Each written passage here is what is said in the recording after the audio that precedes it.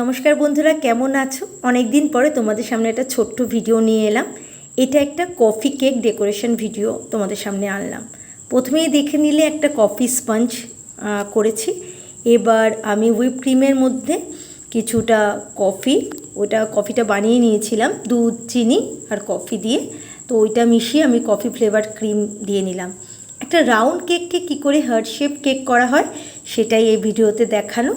তো প্রতিবারের মতনই কেক স্পঞ্জে ওয়াটার শোক, ক্রিম এবং কিছু চকো চিপস দিয়ে আমি পরপর লেয়ার করে নিচ্ছি। 3টে লেয়ারই করেছিলাম, খুব পাতলা পাতলা লেয়ার।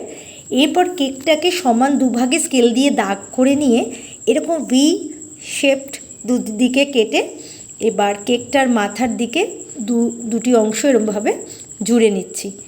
জুড়ে নিয়ে এরপর আমি একটা স্কিন কালার হুইপ ক্রিমের সঙ্গে মিশিয়ে আমি কেকটাকে কভার করেছি। এই কভার করার সময় ভিডিওটা করা হয়নি, আমার ওটা ভুলবশত।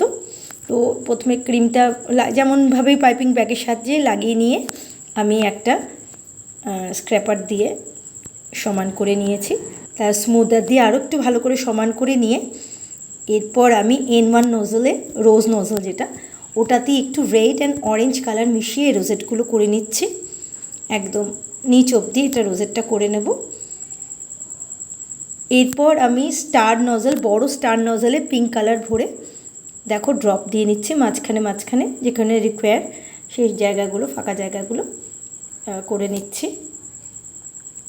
এরপর সাইডে কেকের আরেকটা সাইড যেটা ফাঁকা আছে সেখানে আমি গোল্ডেন এডিবল পার্লস এগুলো দিয়ে নিচ্ছি।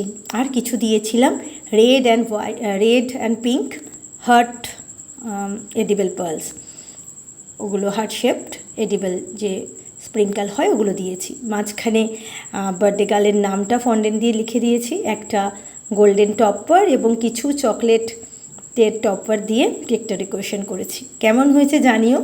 যারা এখনও আমার চ্যানেল সাবস্ক্রাইব করোনি তারা করে নিও, পাশে থেকো। Good night.